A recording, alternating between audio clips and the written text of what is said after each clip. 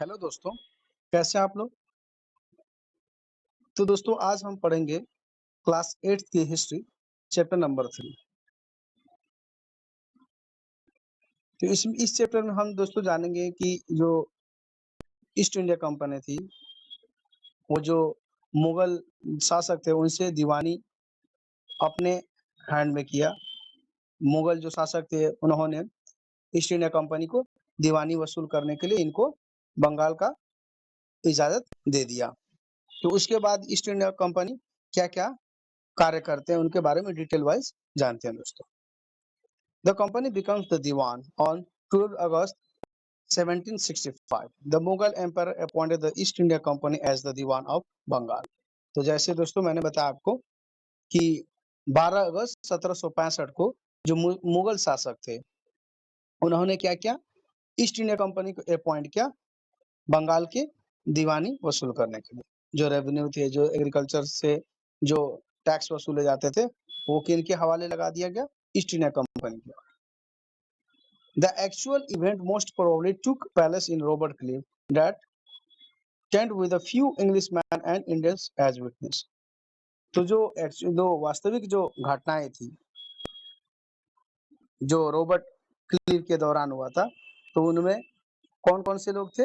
जैसे इंग्लिशमैन और जो इंडियन थे, जो भारतीय थे, वो एक गवाह के रूप में थे दोस्तों। जो समझौता उनके बीच हुआ। The artisanal production was in decline and agricultural cultivation showed sign of collapse. तो जो प्रोडक्शन था, जो उत्पादन जो खेती बाड़ी से जो उत्पादन होता था, जो ग्रेन्स प्रोड्यूस होते थे, वो क्या होने लगे दोस्तों? धीरे-धीरे घटने लगे, डिक्लाइन होते चला गया। जो खेती बाड़ी का जो प्रोडक्शन था, वो भी धीरे-धीरे घटने लगा। इसका मेन रीजन था दोस्तों कि जो ईस्ट इंडिया कंपनी थी, वो जैसे भी उनका मेन मोटिव क्या था कि ज़्यादा से ज़्यादा वो कर वसूली करें। और उनका ये ध्यान नहीं होता था कि हाँ, एग्रीकल्चर प्रोडक्ट्स उसको कैसे डेवलप किया जाए, जो लैंड थे उसको कैसे डेवलप करके उसमें प्रोडक्शन बढ़ाया जाए।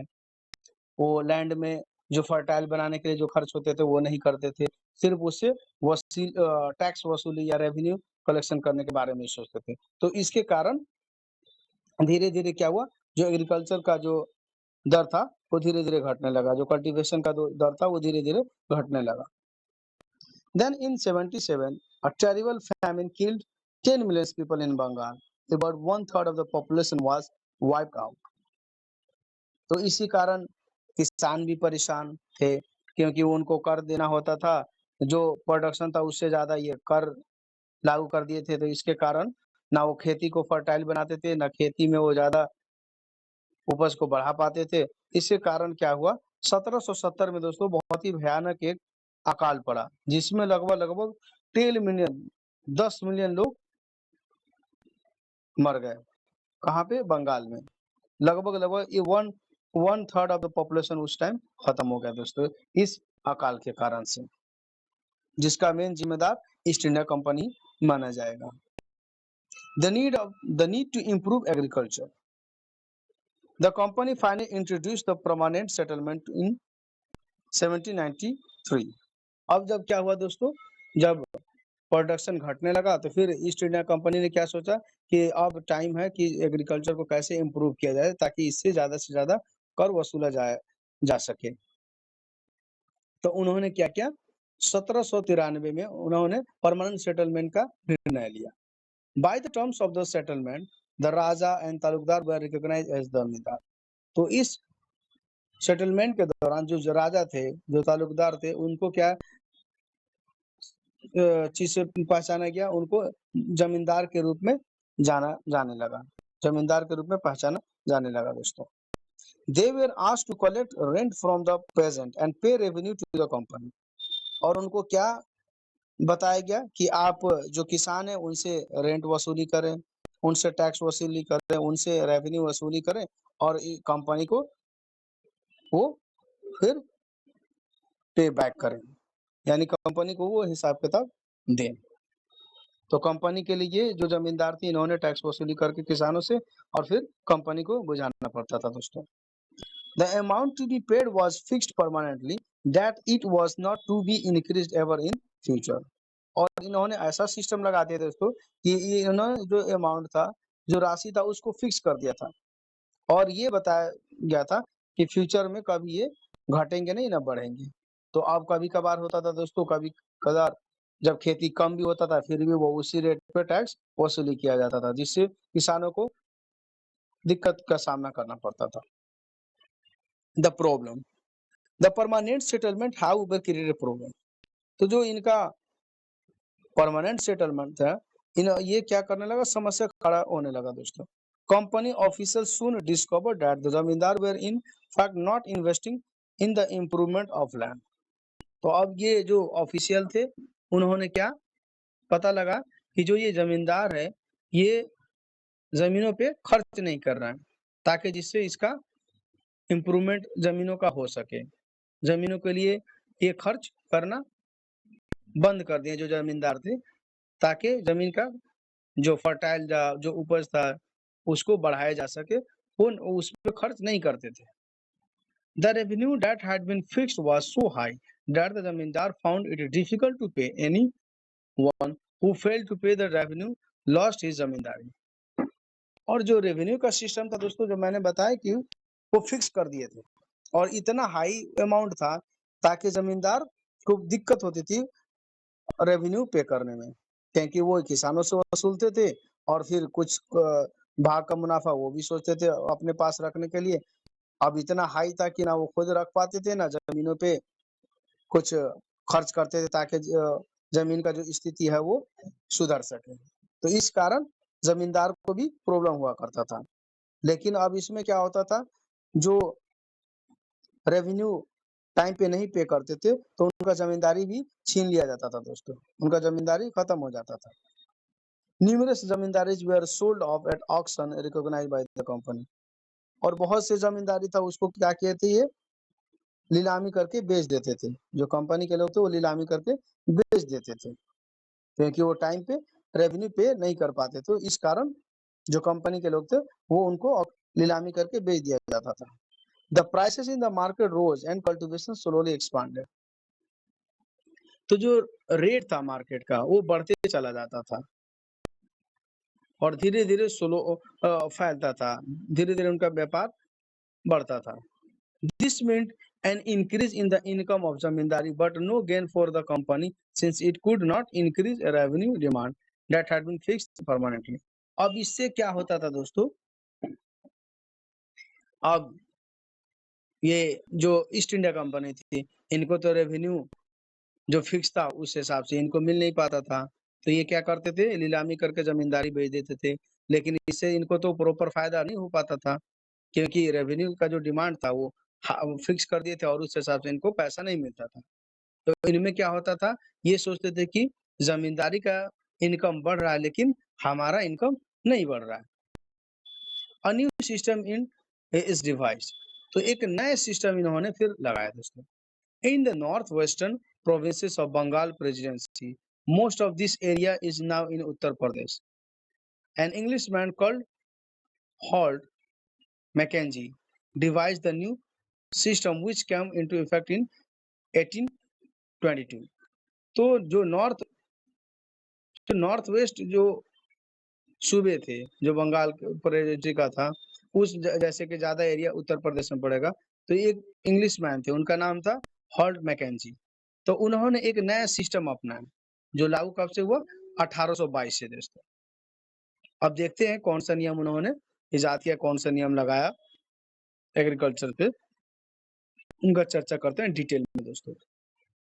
He felt that village was an important social institution in North India society and needed to be preserved। तो उन्होंने क्या महसूस किया कि गांव एक बहुत महत्वपूर्ण समाज का अंग है और जो नॉर्थ इंडियन सोसाइटी था उनको हमें मदद करना चाहिए और बचा के रखना चाहिए ताकि ये लंबे समय तक रेवेन्यू कलेक्शन कर सके। The estimated revenue of each plot within a village was added up to calculate the revenue that each village mahal had to pay. अब ये क्या कर दिया दोस्तों, इन्होंने जो सारे प्लॉट थे जो गांव के, उनको एक हिसाब किताब बैठा के और ये किनके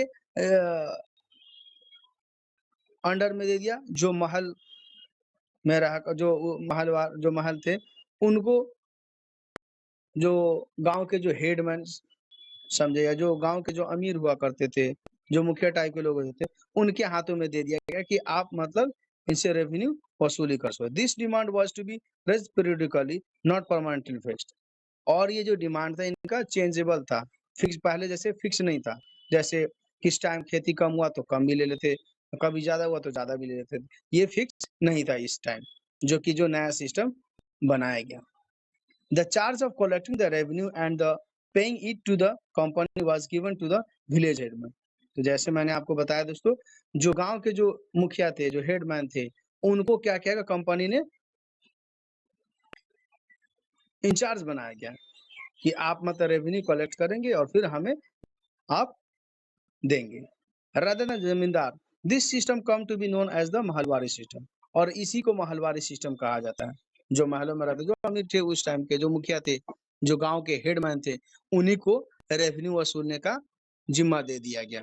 तो इसी को पहले तो वो जमींदार से वसूलते थे, लेकिन उनको लगा कि नहीं, जमींदार से वसूलने से हमें फायदा नहीं हो रहा है। तब फिर उन्होंने जो हेडमैन थे, गांव के जो मुखिया टाइप के थे, उनसे वसूली करने लगे और जमींदारी को छोड़ दिए। तो इसी को महलवारी सिस्टम बोला जाता है दोस्तों। अब जानते हैं दोस्तों मुनरो सिस्टम के बारे में। आप ध्यान देना दोस्तों, क्योंकि बार-बार एग्जाम में ये सिस्टम पूछा जाता है। जैसे ये मुनरो सिस्टम है, इसके बारे में भी देखते हैं। The new system that was devised came to be known as the Royalty or the Royalty. It was tried on a small scale by Captain Alexander Reed in some of the areas that were taken over the company after the wars with Tipu Sultan। तो ये Munro system में क्या होता है, ये भी एक नया सिस्टम बनता है दोस्तों। और इसमें जिसको रॉयटरी भी सिस्टम भी कहा था। इसमें क्या होता है कि जो छोटे-छोटे गाँव थे, जो उनके कैप्टन अलेक्जेंडर थे रीड, उन्होंने कुछ एरिया में इसको लागू किया और इसको आज़माइश किया कि हाँ, ये सिस्टम काम कर रहा है, नहीं कर रहा है। जब ये काम कर गया, फिर उसके बाद जैसे ये कब हुआ, जैसे टीपू सुल्तान के युद्ध के बाद ये सब सिस्टम अपनाया गया दोस्तों। तो अब क्या करते हैं, जो अलेक्जेंडर रीड थे, Read and Munro felt that in the south there were no traditional zamindar. अब ये जो मुनरो थे और जो अलेक्जेंडर रीड थे, इन्होंने दोनों ने मिल के क्या किया कि साउथ पार्ट में वहाँ पे जमींदार, जो पारंपरिक जो जमींदार थे वो नहीं थे। तो वहाँ पे इन्होंने क्या किया, इस सिस्टम को लागू किया। The settlement they argue had to be made directly with the cultivators. तो इन्होंने क्या किया, जो जो जमींदार थे उस समय के, जो किसान थे, उन्हीं से डायरेक्ट इन्होंने अपना बहस किया कि कैसे मतलब कितना फिक्स किया जाए, कितना मतलब वो दे सकते हैं। उस हिसाब से इन्होंने अपना कर को तय किया। Cultivators who had title the land for the generation, their field had to be carefully and separately survey before the revenue assessment was made. तो अब ये क्या करते थे, पहले उनके जो जमीन थे उनको सर्वे किया जाता था और देखा जाता था कि हाँ, इससे कितना खेती अनाज आ सकता है या कितना मतलब लागत हो जाएगा। तो ये सारे सर्वे करके तब उसके बाद ये एक रेवेन्यू का सिस्टम बैठाते थे। Munro thought that the British should act as a parental father figure protecting the ryots under their charge. तो जो मुनरो थे वो क्या समझते थे कि इन पे ज्यादा दमन करने से काम नहीं चलेगा, इनको हमें एक पिता के जैसे इनको समझा बुझा के इनसे खेती करा के और इनको पैसा वसूली किया जाएगा, जो रेवेन्यू है इनसे वसूली किया जाएगा। तो इनके चार्ज में वो ये समझने लगे। मतलब कहने की बात है कि दोस्तों थोड़ा ये नरमी इख्तियार करने लगे किसानों के प्रति। Crops for Europe, the British also realized that the countryside could not only yield revenue, it could also grow the crops that Europe required। तो जो अब जो ब्रिटिश लोग थे, जो ईस्ट इंडिया कंपनी के लोग थे, इन्होंने क्या रियलाइज किया कि यहाँ से सिर्फ हम रेवेन्यू क्यों कलेक्शन कर रहे हैं, यहाँ से तो कुछ और भी जो क्रॉप्स हैं उसको भी हम यहाँ पैदा कर सकते हैं। By the late 18th century, the company was trying its best to expand the cultivation of opium and indigo। तो 18 सेंचुरी के दौरान कंपनी ने क्या किया दोस्तों, कंपनी ने इनका जो खेती था उनको बढ़ाने लगा और किस चीज़ों में जो ओपियम था, इंडिगो का खेती, इन्होंने इंडिगो खेती को बढ़ावा देने लगा दोस्तों। In the century and half that followed, the British persuaded or forced cultivator in various parts of India to produce rather the crops.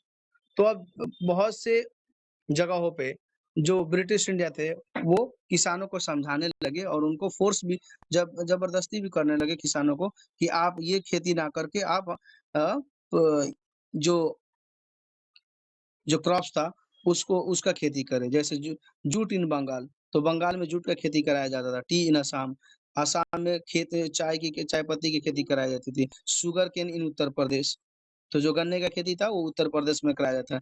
Wheat इन पंजाब, पंजाब में क्या उस समय ज़्यादा अनाज होता था? गेहूँ होता था। कॉटन कहाँ पे होता था? तो महाराष्ट्र में। एंड पंजाब अ, इन मद्रास, तो पंजाब में चावल का भी खेती होता था और मद्रास में भी दोस्तों। तो ये सब वो उम, सारे सर्वे एरिया करके उनको मालूम हो गया था कौन सी खेती कहाँ पे ज़्यादा होगा। तो उस हिसाब से उन्होंने लोगों पे चढ़ाई करना शुरू कर दिया। In the 19th century, Britain was manufactured from indigo plants cultivated in India. तो 19th सेंचुरी में क्या होता है, ब्रिटेन मैन्युफैक्चर करते थे इंडिगो प्लांट्स और कल्टीवेट करते थे कहाँ पे? इंडिया में। For India was the biggest supplier of the Indigo in the world at that time. तो इंडिया उस समय क्या था? लगभग विश्व के सबसे बड़ा सप्लायर हुआ करता था इंडिगो का उस समय का। Why the demand for Indigo? तो अब ये इंडियन जो इंडिगो था, जो इंडियन जो नील का खेती हुआ करता था, ये इतना डिमांड में आखिर क्यों था दोस्तों? इसके बारे में चर्चा करते हैं कि क्यों आखिर इतना डिमांड में था, जो इंडियन इंडिगो था। By the 13th century, Indian indigo was being used by cloth. तो 13वीं शताब्दी के दौरान जो इंडियन जो नील हुआ करता था, वो किस चीज़ में यूज़ होता था दोस्तों? कपड़ों में, कपड़ों को डाई करते थे, उसमें इस्तेमाल किया जाता था इसका। Manufacture in Italy, France and Britain to dye the cloth. तो जो इटली के, फ्रांस के, ब्रिटेन के जो कपड़े का जो मैन्युफैक्चर थे, वो इससे डाई करते थे कपड़ों का। Between 1783 and 1789, the production of the indigo in the world fell by half. तो 1783 और 1789 के बीच जो इंडिगो का खेती था, वो लगभग से हाफ कम हो गया। लगभग जैसे 100% उत्पादन होता था, 50% उसमें गिरावट आ गई दोस्तों। In 1788, only about 30% of the indigo imported into Britain was from India. तो अब 1788 में लगभग 30% ही इंडिगो का यहाँ से इंपोर्टेड होने लगा, खरीदारी होने लगा कहाँ से? इंडिया से। जो ब्रिटिश थे यहाँ से इंपोर्ट करते थे इंडिया से। By the 1810 the proportion had gone up to 90%, लेकिन 1810 में आते-आते लगभग ये 90% तक, 95% तक हो गया। How was the Indigo cultivated? तो आखिरकार जो नील का खेती होता कैसे था, उसके बारे में दोस्तों जानते हैं। There were two main system of indigo cultivation. तो इसमें 2 सिस्टम होता था नील का खेती का, एक तो नीज और एक rotatory. Within the system of nij cultivation, the planter produce indigo in lands that the he directly control. तो नीज में क्या होता था कि उनका खुद का पौधे लगाते थे, खुद खुद का उनका ज़मीन होता था और अपने ज़मीन पे ही वो नील का खेती करते थे। He either bought the land or rented it from other zamindars and produced indigo by directly employing hired laborers. और जो रोएट्री में क्या था, तो इसमें क्या करते थे दोस्तों, जैसे ज़मीनें हैं, तो उसको तो या तो किराए पे ले लिया और उसमें क्या करते थे, या रेंट पे ले लिया और उसके ज़मींदारों से, और उसके बाद ये जो जो मज़दूर होते थे, उनको हायर करते थे और उसपे खेती करवाते थे। Niche cultivation on large scale required many plough and blockers. तो जो नीज का खेती था, उसमें क्या होता था, बड़े मात्रा में क्या होते थे, जो हल चलाने वाले लोग थे उनको चाहिए होता, तो ये ब्लॉक्स था, ये भी चाहिए होता था। 1 bigha of indigo cultivation required 2 plough. तो 1 बीघा नील की बुआई के लिए या नील की खेती के लिए कितना लोगों को 2 हल हलमैन की जरूरत होता था। This mean that a planter with 1000 bigha would need 20,000 plants. तो सपोज कि अगर 100 बीघा अगर खेती करना है तो उसमें कितना 2000 हलें लगेंगी। Less than 25% of the land producing Indigo was under नीच कल्टीवेशन। तो लगभग 25% जो नील का उत्पादन होता था और नीच कल्टीवेशन से ही होता था दोस्तों। The rest was under attractive made of cultivation of the rotary system, और बाकी जो था वो रोटरी सिस्टम से कराया जाता था। Indigo on the land of ryots. Under the rotary system the planters force the ryots to sign a contract on agreement satta at this time. तो रोटरी में क्या होता था दोस्तों, एक एग्रीमेंट बनता था प्लांटर के बीच में और रोटरी के बीच में, और एक कॉन्ट्रैक्ट बनता था कि आपको इतना खेती करना है नील का, और उस हिसाब से वो पैसे भी उनको देते थे। 8 times they pressurized the village headman to sign the contract on behalf of the roads. Those who signed the contract got cash advance from the planters at low rates of interest to produce indigo. तो अब ये क्या करते थे, तो जो गांव के हेडमैन थे, जो गांव के मुखिया होते थे, उनसे सिग्नेचर का एक साइन कॉन्ट्रैक्ट होता था ऑन द बिहाफ पे, जो खेती बाड़ी के जो रेट्स थे उनके बिहाफ पे। दोज हु साइन जो साइन करते थे, जो कॉन्ट्रैक्ट पे साइन करते थे, उनको कैश में एडवांस मिल जाता था, जिससे वो प्लांट वगैरह खरीदे, और उनको लो रेट पे क्या मिल जाता था, कैश एडवांस मिल जाता था, जिससे वो आराम से क्या कर लेते थे, लो रेट्स पे कैश एडवांस ले लेते थे, क्या करने के लिए, नील का खेती करने के लिए। But the loan committed to the ryot to cultivating indigo on an at least 25% area under the his holding. तो अब ये क्या करते थे, पैसे तो देते थे लोन के तौर पे, लेकिन उनमें क्या सिस्टम था दोस्तों कि जो 25% जो एरिया है उनको उनके अंडर नील का खेती करना पड़ेगा आपको। The planters provided the seed and the drill while the cultivator prepared the soil to the seed and looked after the crop। तो क्या करते थे, जो प्लांटर थे वो क्या करते थे, जो बीज थे वो दे देते थे जो खेती करने वाले थे उनको, और फिर उसके बाद वो खेतों को तैयार करते थे, बीज छिड़कते थे उसके बाद, और बाकी जो जितना देखभाल है वो उस प्लांटर को ही करना पड़ता था दोस्तों, जो खेती करता था इसमें। Indigo moreover had deep roots and it exhausted the soil rapidly. तो जो मून का खेती था दोस्तों, इनका बहुत ही रूट नीचे तक जाता था जमीन में, और ये जो जमीन की जो नमी थी उसको चूस लेता था, उसको खत्म कर देता था। After an indigo harvest the land could be sown with rice. और जब ये नील का खेती हो जाता था दोस्तों, तो जो जमीन का जो फर्टिलिटी जो रेट था उसको कम कर देता था, जो उपज का जो कैपेबल था जो, उसको खत्म कर देता था। अब उस पे सिर्फ की सिर्फ धान का खेती होता था दोस्तों, क्योंकि इनका जो नील का जो रूट होता था बहुत जमीन के गहराई तक जाता था, तो जमीन की जितनी ताकत है उसको खींच लेता था, और फिर वो नेक्स्ट राउंड में उस पे नील की खेती करने में समस्या होती थी, इसलिए उस पे राइस का ही खेती हो सकता था। The blue rebellion and after. अब दोस्तों जानेंगे ब्लू रेबिलियन के बारे में।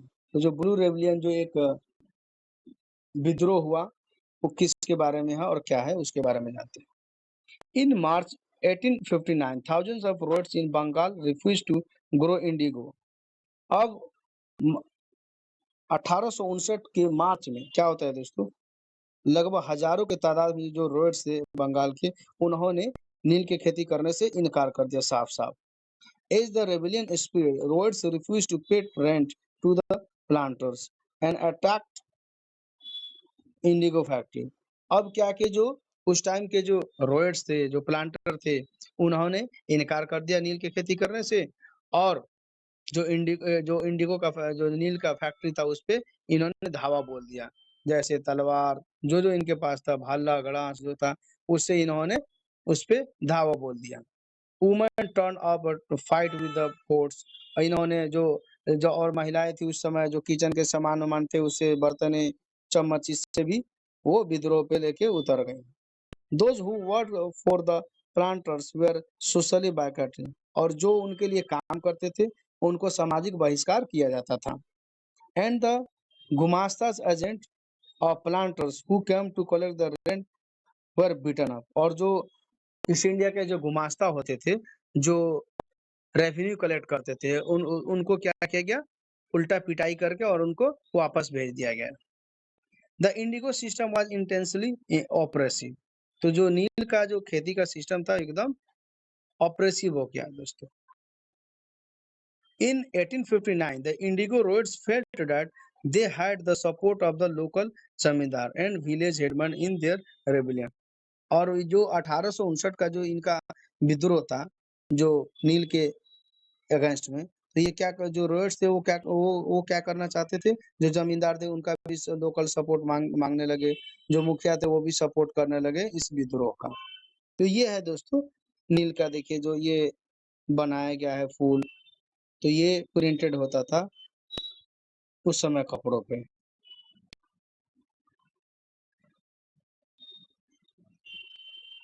और अगेंस्ट द प्लांटर्स, तो जो उनमें विद्रोह में कौन कौन, जो प्लांटर भी थे, रोयट्स भी थे, जमींदार भी, सारे ने मिलके नील के खेती को विरोध किया।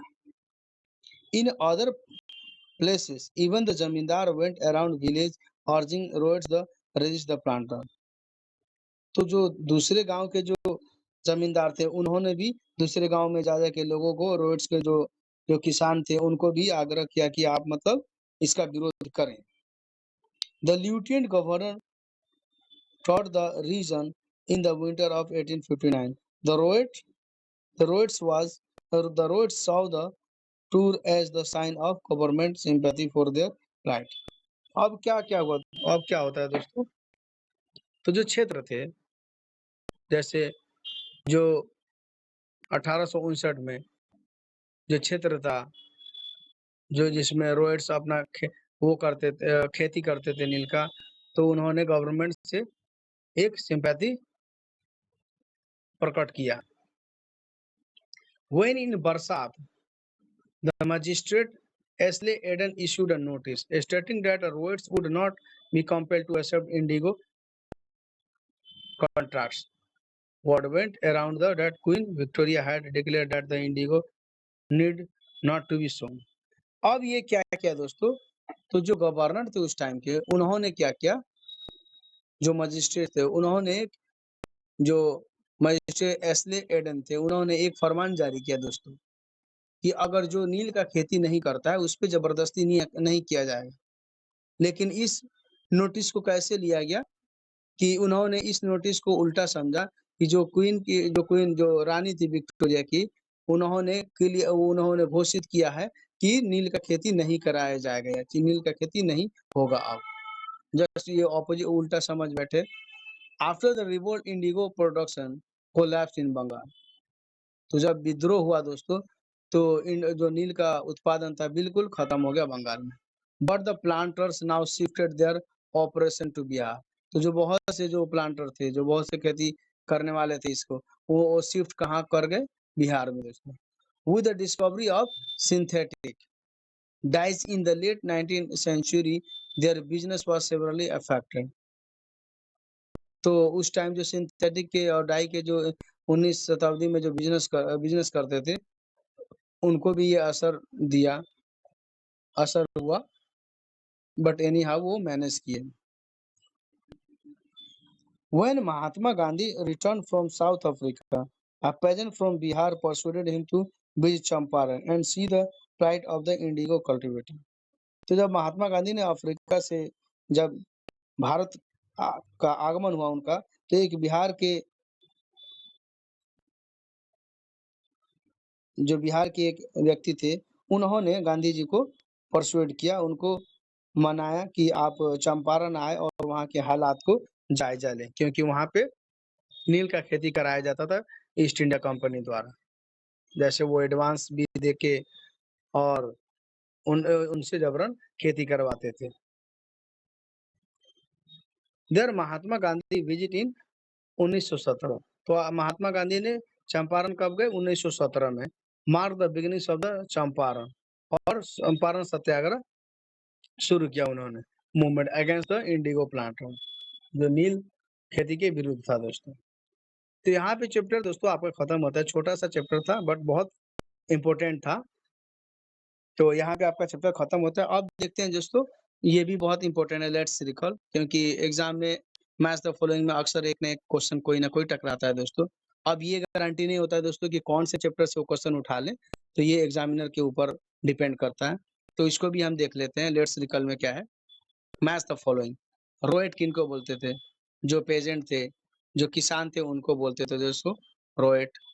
महल विलेज को बोलते थे। नीज किसको? कल्टीवेशन और प्लांटर्स ऑन लैंड। नीज उसको बोलते थे कि जो खेती बाड़ी होता था खुद के प्लांटर के उनके अपने जमीन पे करते थे, तो उनको नीज। और रोएटरी किससे? Cultivation on ryots land. तो जो ये रोएटरी सिस्टम कौन था? जो किसान थे उनके जमीन पे खेती होता था, उसको रोएटरी बोलते थे दोस्तों। तो यहाँ पे आपका चैप्टर खत्म होता है। तो आई होप कि आपको समझ में आएगा दोस्तों। तो चैनल को प्लीज सब्सक्राइब करें और कमेंट में कोई भी अपना क्वेश्चन हो तो अपना क्वेश्चन शेयर करें दोस्तों। मिलते हैं अगले नेक्स्ट चैप्टर के साथ। जब तक take care and bye bye दोस्तों।